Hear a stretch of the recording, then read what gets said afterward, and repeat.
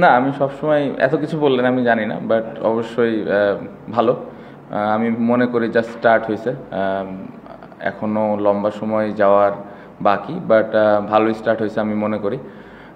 But হ্যাঁ, আমি সবসময় যেটা বলি যে আমি ব্যাটিংয়ের সময় অ্যাজ এ ব্যাটসম্যান হিসেবে খেলতে পছন্দ করি। আমার ভেতরে একবারের জন্য মনে হয় না যে আমি ক্যাপ্টেন হিসেবে খেলছি। চিন্তা করি যে কীভাবে অ্যাজ এ ব্যাটার হিসেবে কন্ট্রিবিউট করতে পারি, ওটাই মেন ফোকাস থাকে। আর যখন অফ দ্য ফিল্ড বা যখন ফিল্ডিংয়ে থাকি তখন আমি ক্যাপ্টেন হিসেবে আমার যে রেসপন্সিবিলিটিসগুলো ওইগুলো আমি চেষ্টা করি পালন করার।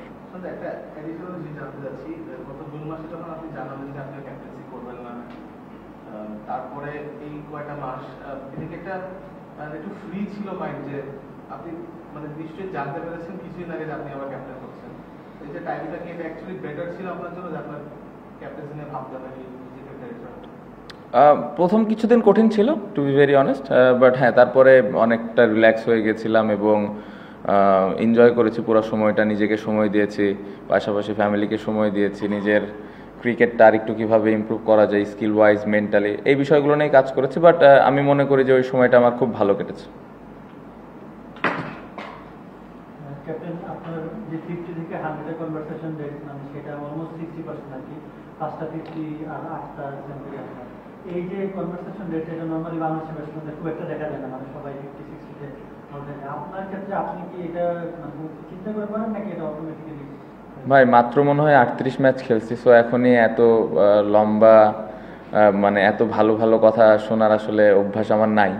তো আমার মনে হয় যে যদি এই যে মুশফিক ভাই 99টা টেস্ট খেলে ফেলেছে, ওই 99, 100, 150 যত খেলার পরে যদি এরকম কনসিস্টেন্ট হইতে পারি, তাহলে আমি বলতে পারবো যে না, আমি মনে হয় ভালোভাবে আমার ক্যারিয়ারটা শেষ করতে পেরেছি। সো ভালো স্টার্ট, আমি যেটা বললাম সবে মাত্র 38 টেস্ট, যদি ক্যারিয়ার শেষে এরকম কনসিস্টেন্ট থাকতে পারি তাহলে ভালো লাগবে। বাট চিন্তা করে করি না, চেষ্টা করি যে যখন সেট হই চেষ্টা থাকে যে কিভাবে আমি বড় রান করতে পারি টিমের জন্য।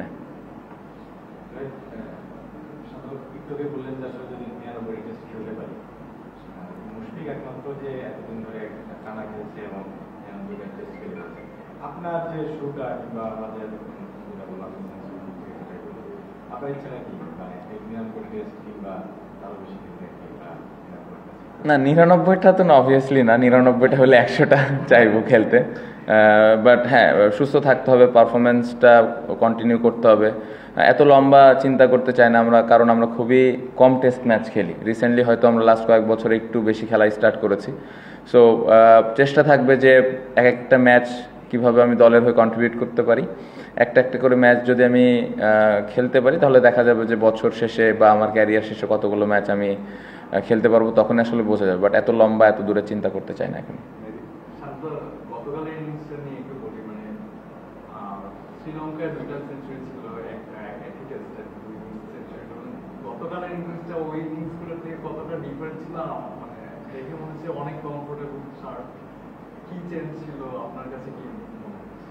না, শ্রীলঙ্কার সাথে ডিফারেন্ট চ্যালেঞ্জ ছিল। ওইখানে ওদের বোলিং অ্যাটাকটাও ডিফারেন্ট, ওদের স্পিন বেশি, আমাদের খেলা লেগেছে ওইখানে।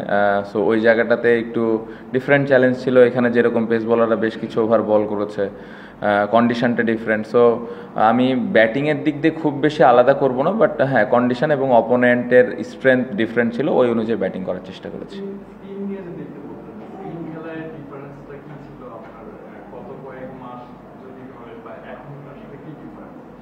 না, তেমন কোনো ডিফারেন্স নাই। আমার মনে হয় যে এই ইনিংসটা যদি আমি বলি, যে কয়টা বাজে বল পেয়েছিলাম সবগুলো ইউটিলাইজ করতে পেরেছি, এটা একটা পজিটিভ দিক ছিল। এবং সবসময় এটাই লক্ষ্য থাকে, কারণ ইন্টারন্যাশনাল লেভেলে আসলে বাজে বলের পরিমাণটা খুবই কম পাওয়া যায়। সো ওই বাজে বলগুলোকে যত ভালোভাবে ইউটিলাইজ করা যায় এটা ইম্পর্টেন্ট। সো ওটা করতে পেরে আমার মনে হয় ভালো লাগছে।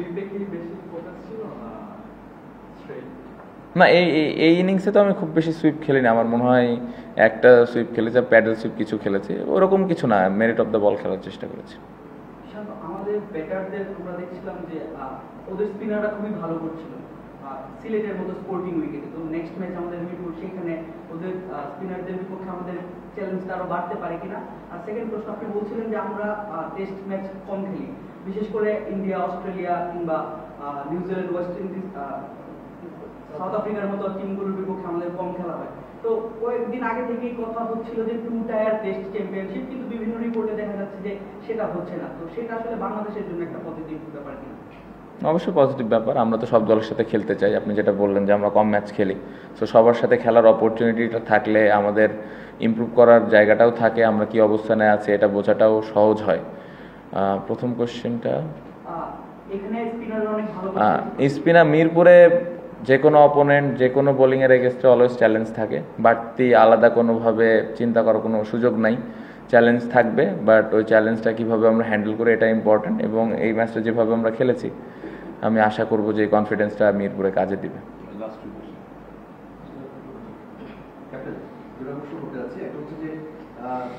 আয়ারল্যান্ড, আপনি স্ট্রেংথের কথা বলেন, শ্রীলঙ্কার এক ধরনের স্ট্রেংথ, আয়ারল্যান্ডের এক ধরনের স্ট্রেংথ, আমরা 580+ রান করেছি।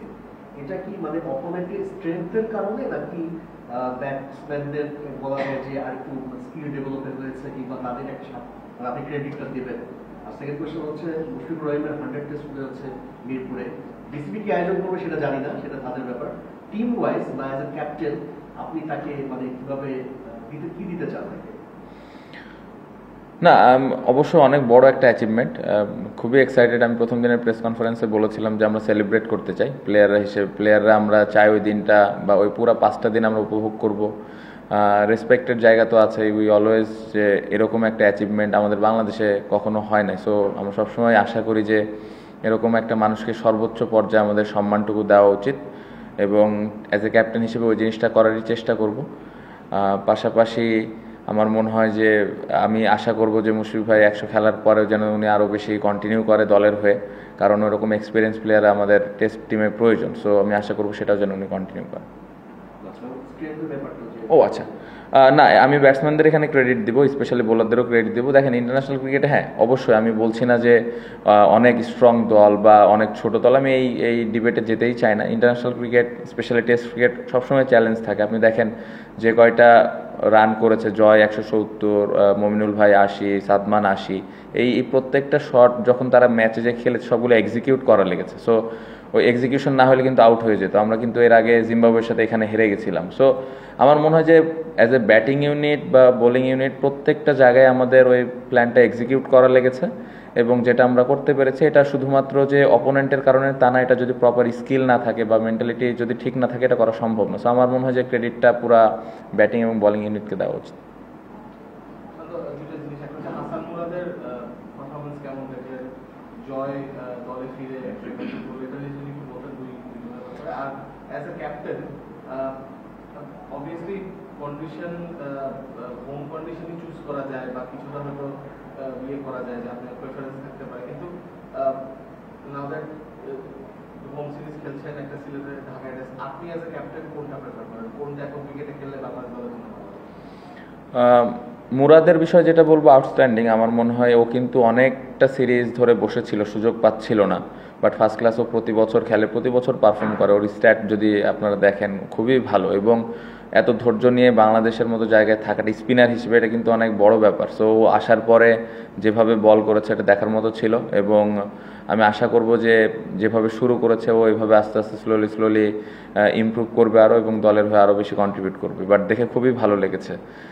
জয় দলে ছিল না, দলে বাদ পড়ার পরে আবার নিজেকে ইমপ্রুভ করে এভাবে কামব্যাক করে প্রথম ইনিংসে এত বড় ইনিংস, এটা আসলেই তার জন্য অনেক কঠিন ছিল। বাট ও যেভাবে ব্যাটিং করেছে দেখে আসলে ওই জিনিসটা মনেই হয়নি যে ও আবার কামব্যাক করছে। সো এটা একটা পজিটিভ দিক। আমার মনে হয় চিন্তাভাবনার দিক দিয়ে জয় অনেক পরিবর্তন করেছে নিজেকে।